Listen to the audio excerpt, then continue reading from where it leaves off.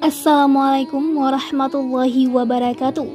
Sahabat Kepoin Islam yang beriman, di antara para nabi dan rasul yang wajib untuk diketahui, salah satunya terdapat Nabi Yunus alaihi salam. Dalam surah Yunus, Allah Subhanahu wa taala berfirman, "Maka mengapa tidak ada penduduk suatu negeri pun yang beriman, lalu imannya itu bermanfaat kepadanya selain kaum Yunus? Ketika mereka kaum Yunus itu beriman, kami hilangkan dari mereka azab yang menghinakan dalam kehidupan dunia, dan kami beri kesenangan kepada mereka sampai waktu tertentu." Quran Surah Yunus ayat 98. Dalam surah Al-Anbiya, Allah Subhanahu wa taala berfirman, "Dan ingatlah kisah Zunnun atau Yunus ketika dia pergi dalam keadaan marah, lalu dia menyangka bahwa kami tidak akan menyulitkannya.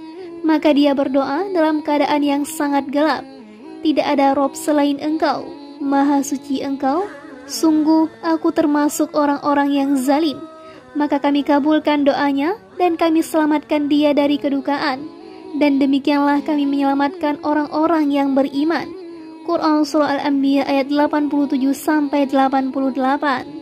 Dalam surah Al-Saffat, Allah Subhanahu wa taala berfirman, "Dan sungguh Yunus benar-benar termasuk salah seorang rasul.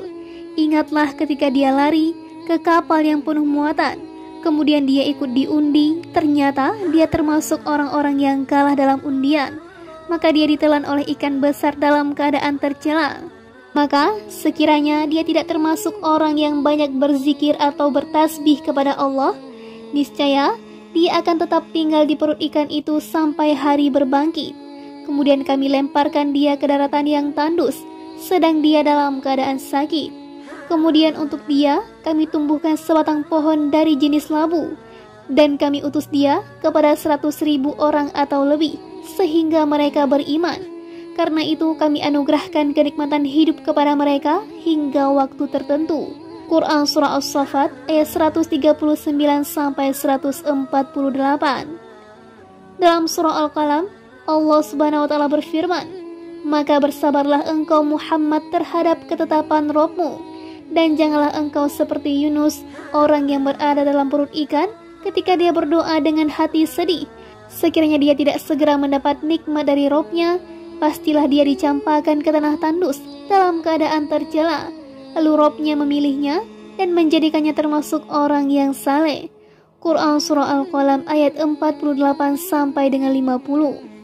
Ahli tafsir menjelaskan, Allah mengutus Yunus kepada penduduk Nainawi, salah satu bilangan Mosul. Yunus menyeru mereka menuju Allah Azza wa Jalla, tapi mereka mendustakannya dan berlaku semena-mena dengan tetap berada pada kekafiran dan penentangan. Karena situasi ini berlangsung sekian lama, akhirnya Yunus pergi meninggalkan mereka dan mengancam siksa akan turun menimpa mereka setelah 3 hari. Ibnu Mas'ud, Mujahid, Sa'id bin Jubair, Qatadah, sejumlah salaf lain dan khalaf menuturkan, saat Yunus pergi meninggalkan mereka dan mereka sudah yakin akan tertimpa azab, rupanya Allah mengilhamkan mereka untuk bertobat dan kembali ke jalan kebenaran, menyesali atas tindakan yang telah mereka lakukan terhadap nabi mereka. Mereka kemudian mengenakan pakaian kasar, memisahkan setiap induk hewan dengan anaknya. Mereka kemudian berteriak kencang memanggil-manggil Allah Azza wa Jalla, berdoa sepenuh hati, merendahkan hati di hadapannya. Semuanya menangis, para lelaki, wanita, anak-anak, dan para ibu. Begitu juga dengan seluruh binatang ternak dan hewan. Semuanya ikut berteriak. Unta betina dan anaknya mengeluh, sapi betina dan anaknya mengeluh, kambing dan anak-anaknya mengembik. Itulah saat-saat yang besar. Allah kemudian melenyapkan azab dari mereka dengan daya, kekuatan, kasih sayang dan rahmatnya. Azab yang telah terhubung dengan sebabnya dan siap menimpa. Azab itu telah berputar-putar di atas mereka seperti malam yang gelap. Karena itu Allah Subhanahu wa taala berfirman, "Maka mengapa tidak ada penduduk suatu negeri pun yang beriman, lalu imannya itu bermanfaat kepadanya?" Yaitu, kenapa tidak ada penduduk suatu perkampungan di antara umat-umat terdahulu yang beriman secara keseluruhan. Ini menunjukkan siksa tidak menimpa kaum Yunus, tapi seperti yang Allah sampaikan, Dan kami tidak mengutus kepada suatu negeri seorang pemberi peringatan pun, melainkan orang-orang yang hidup mewah di negeri itu berkata, sesungguhnya kami mengingkari apa yang kamu diutus untuk menyampaikannya. Quran Surah Saba ayat 34. Firman-Nya, selain kaum Yunus, ketika mereka kaum Yunus itu beriman, kami hilangkan dari mereka azab yang menghinakan dalam kehidupan dunia, dan kami beri kesenangan kepada mereka sampai waktu tertentu, yaitu mereka semua beriman. Para mufassir berbeda pendapat, apakah keimanan mereka ini berguna di akhirat, sehingga menyelamatkan mereka dari siksaan akhirat, seperti halnya menyelamatkan mereka dari siksaan dunia. Ada dua pendapat. Secara tekstual, ya, seperti yang Allah sampaikan, ketika mereka kaum Yunus itu beriman. Quran Surah Yunus ayat 98. Allah Subhanahu wa Ta'ala berfirman, dan kami utus dia kepada 100.000 orang atau lebih, sehingga mereka beriman. Karena itu kami anugerahkan kenikmatan hidup kepada mereka hingga waktu tertentu. Quran Surah As-Saffat ayat 147-148. Kenikmatan yang dianugerahkan ini tidak menafikan adanya anugerah lainnya, seperti siksaan akhirat dihilangkan bagi mereka. Mereka berjumlah 100.000 orang. Para mufassir berbeda pendapat, apakah lebih dari itu. Diriwayatkan dari Makhul, lebih 10.000 orang.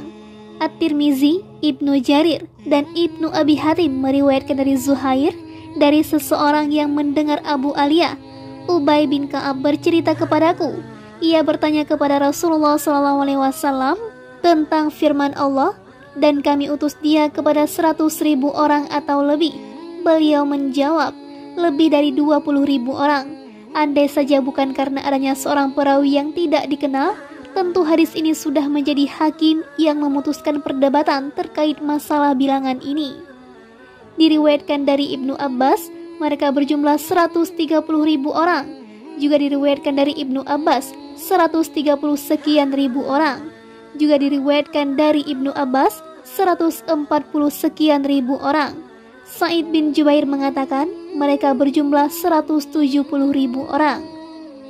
Para mufassir berbeda pendapat, apakah Yunus diutus kepada mereka sebelum atau setelah peristiwa ikan besar, ataukah ada dua umat?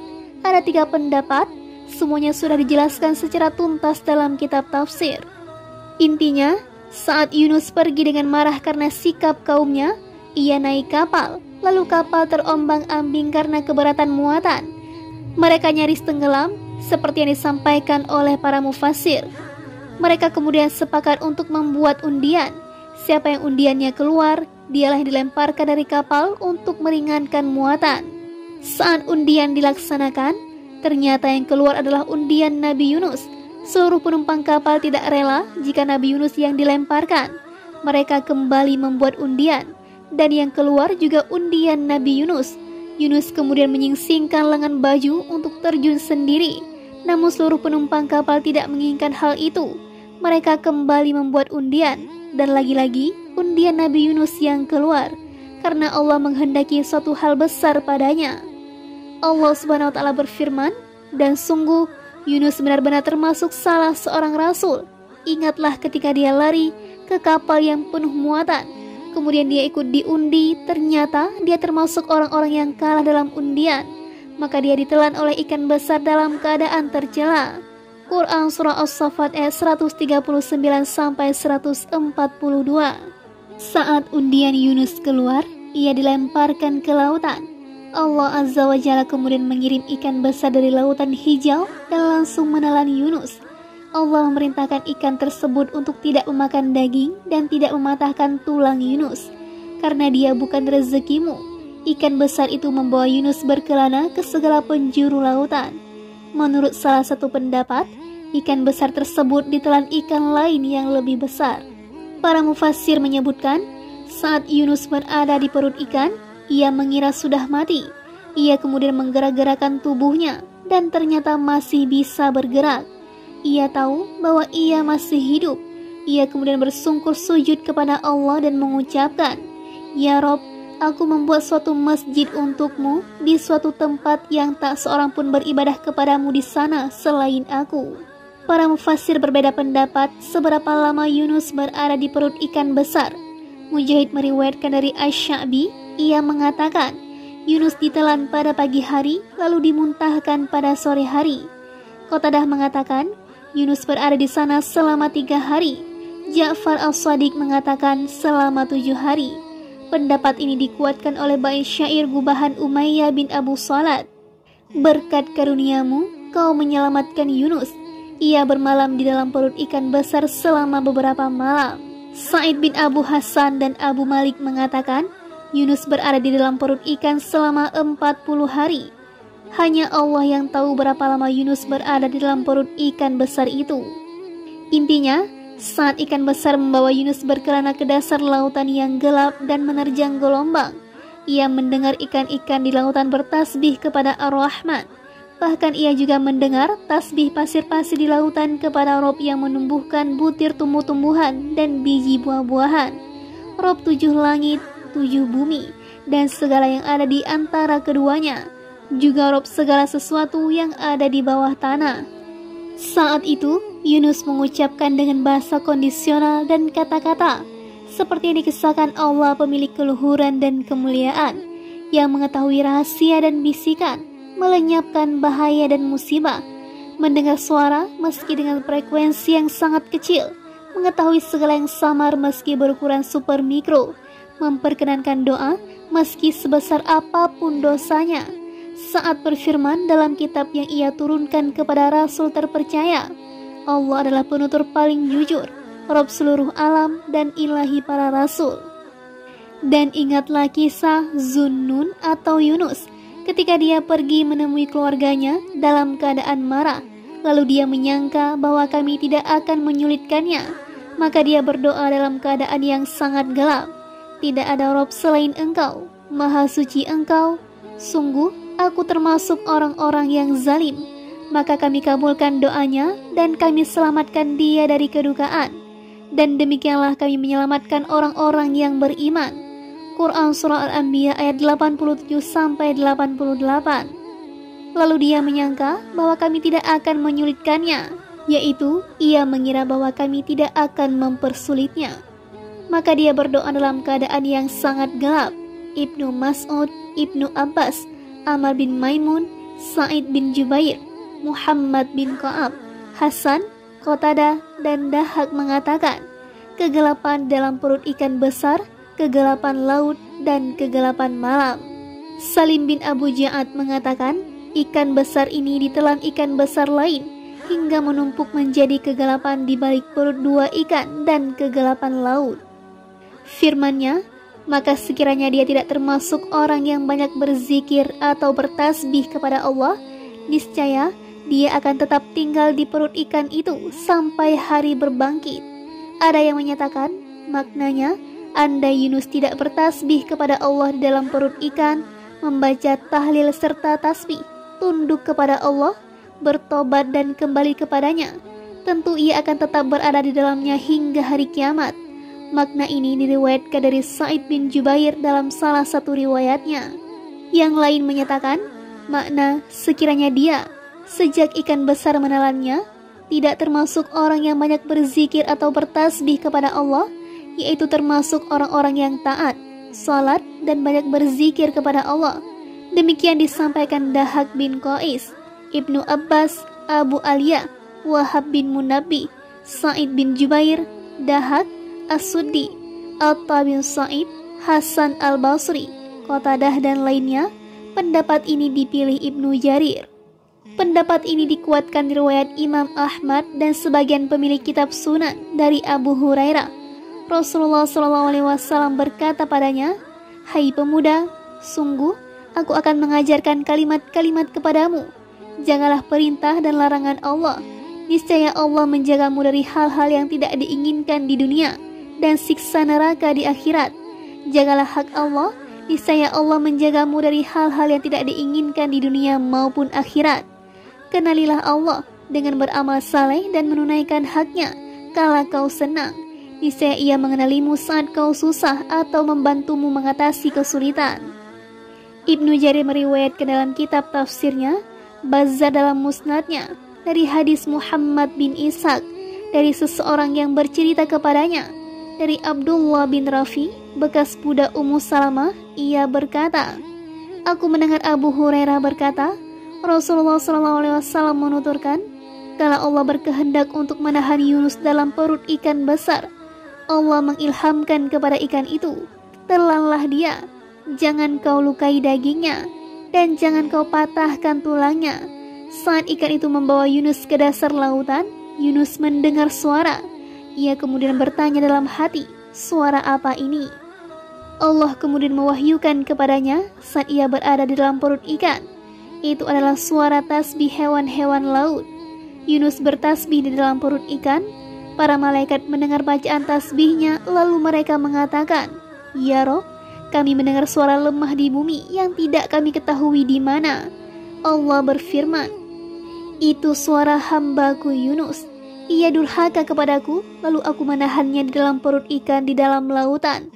Para malaikat bertanya, apa dia hamba saleh yang setiap siang dan malam amal salehnya diangkat naik kepadamu?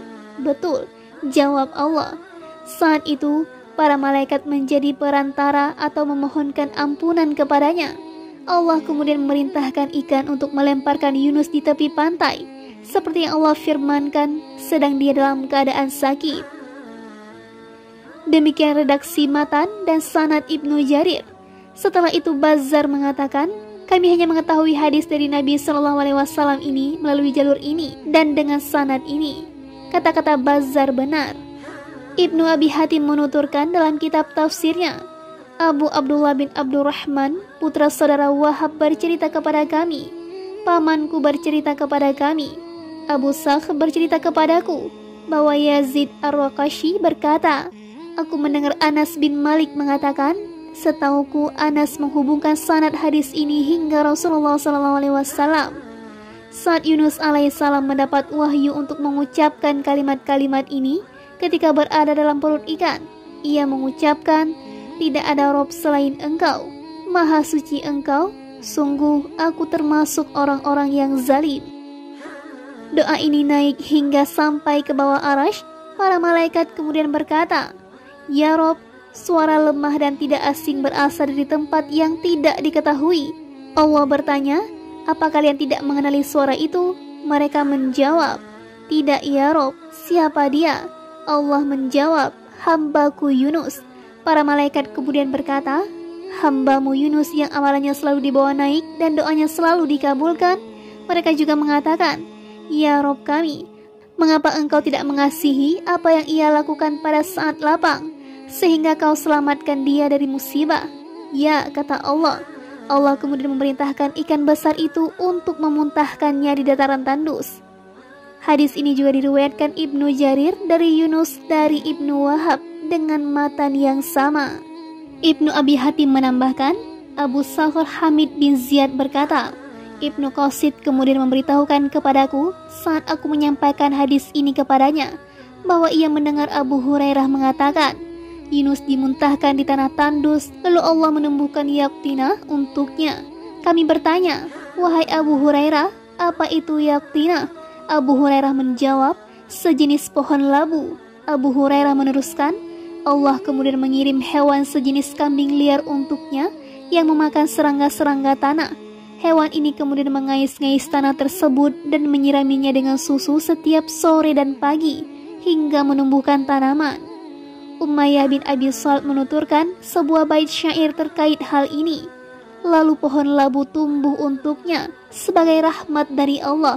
Andai bukan karena Allah, tentu ia Yunus kelaparan. Hadis dengan jalur di atas gharib sekali. Yazid Ar-Raqashi zaif, namun menjadi kuat karena hadis Abu Hurairah di atas. Sebaliknya, hadis Abu Hurairah juga menjadi kuat karena hadis ini. Allah Subhanahu wa taala berfirman, kemudian kami lemparkan dia ke daratan yang tandus, yaitu tanah tandus tanpa adanya pepohonan, sedang dia dalam keadaan sakit, yaitu berbadan lemas. Ibnu Mas'ud mengatakan, seperti anak ayam tanpa bulu. Ibnu Abbas dan Ibnu Zaid mengatakan, seperti bayi saat dilahirkan. Sudah begitu ia dilemparkan tanpa mengenakan apapun. Kemudian untuk dia kami tumbuhkan sebatang pohon dari jenis labu. Ibnu Mas'ud, Ibnu Abbas, Ikrimah, Mujahid, Sa'id bin Jubair, Wahab bin Munabbi, Hilal bin Yasaf, Abdullah bin Taus, As-Suddi, Qatadah, Dahak, Atta al-Qusarani, dan lainnya mengatakan yaktin adalah sejenis labu. Sebagian ulama menyatakan di balik buah labu yang ditumbuhkan untuk Yunus dalam kondisi lemah terdapat banyak sekali hikmah. Di antaranya, daun pohon labu sangat lembut, rindang, tidak dikerubuni lalat. Buahnya bisa dimakan sejak masih kuncup hingga fase matang.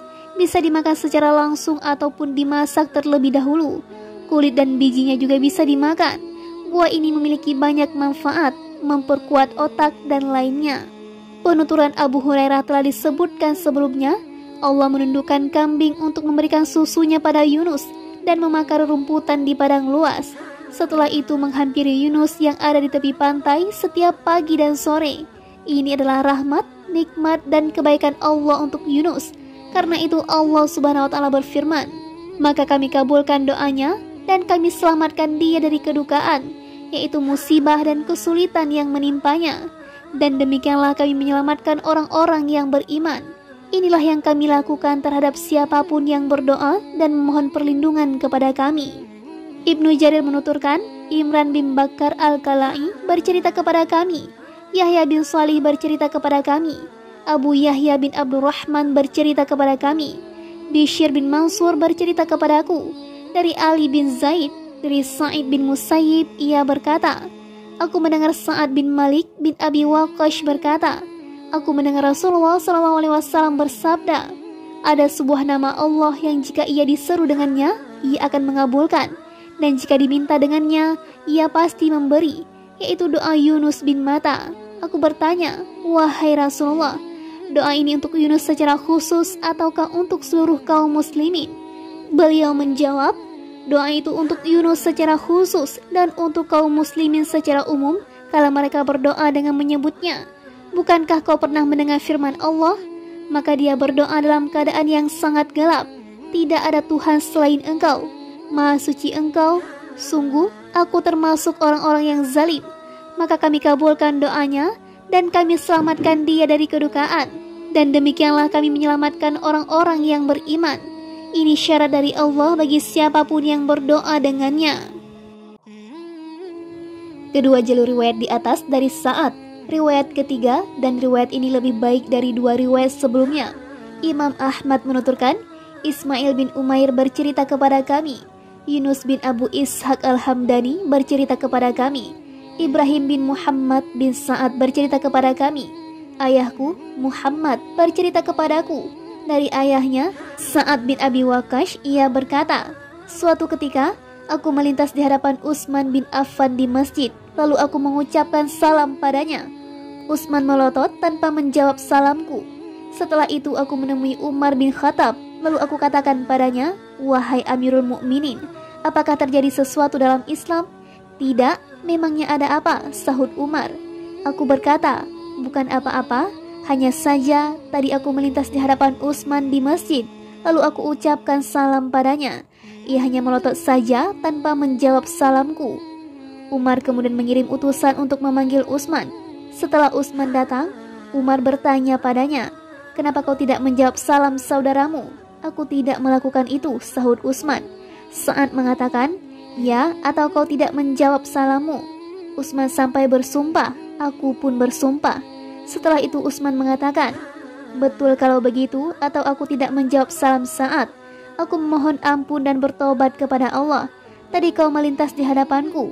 Tadi aku sedang membisikkan suatu kalimat yang pernah aku dengar dari Rasulullah SAW ke dalam jiwaku.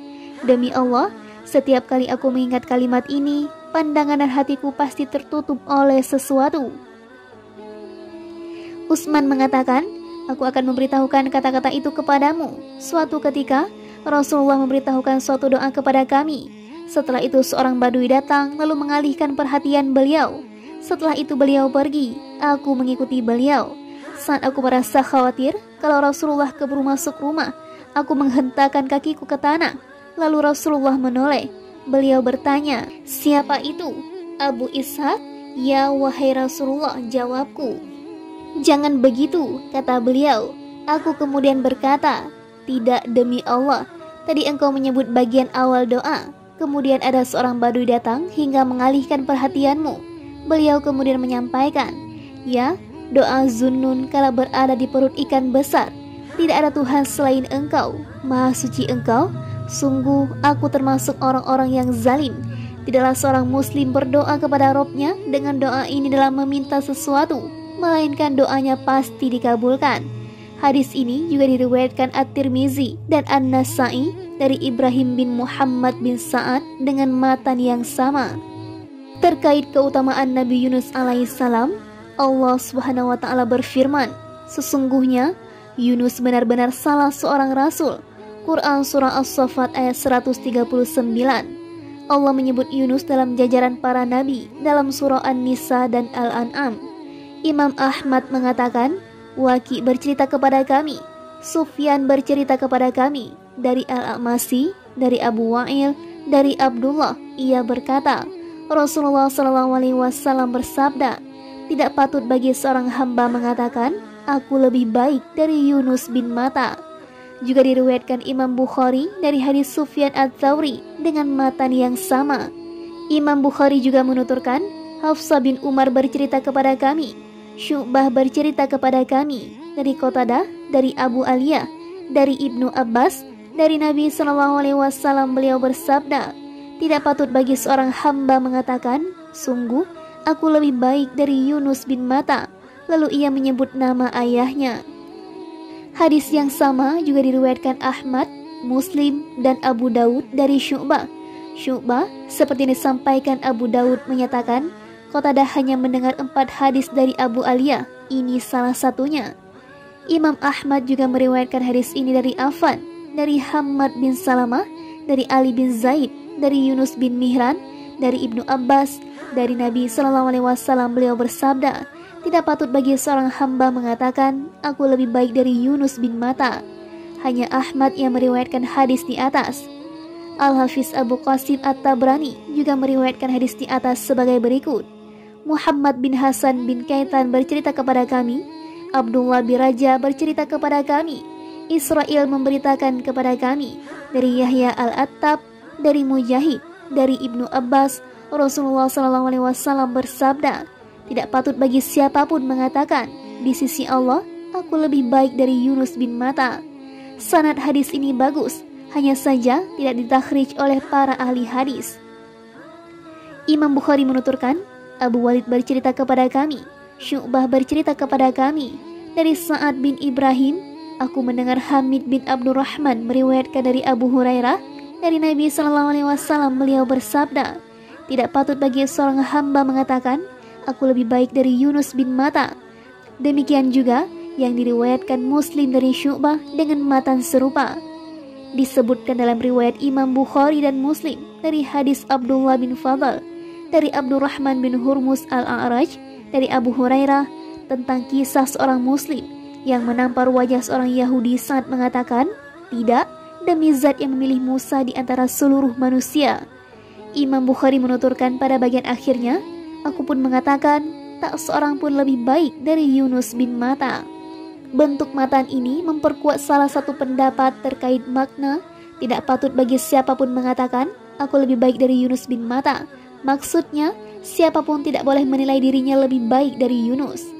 Pendapat lainnya, maknanya tidak patut bagi siapapun untuk melebih-lebihkan aku atau Rasulullah SAW di atas Yunus bin Matta. Seperti disebutkan dalam sebagian hadis, janganlah kalian melebih-lebihkan aku di atas para nabi ataupun Yunus bin Matta. Kata-kata Nabi SAW ini sebagai bentuk sikap merendahkan diri dan tawadu. Wallahu a'lam. Demikianlah kisah Nabi Yunus alaihissalam. Wassalamualaikum warahmatullahi wabarakatuh.